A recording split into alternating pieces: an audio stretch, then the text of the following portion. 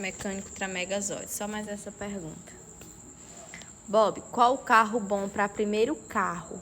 Gol, 2009 ou um Celtinha? Todos dois são bons. Um Gol, Eu disse assim, ó, vou comprar um carro, mas eu tô em dúvida qual que eu vou comprar. Celta, Gol, tudo é bom. Tudo é bom. A pessoa pode comprar sem medo. Não, pode comprar sem medo.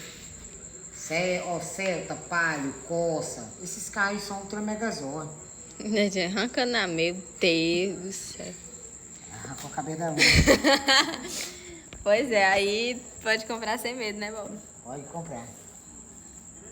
Só anda arrancando essas unhas dele.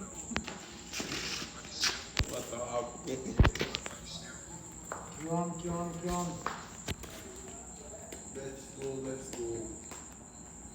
O primeiro carro foi Corcel, né? Eu vou comprar um Corolla.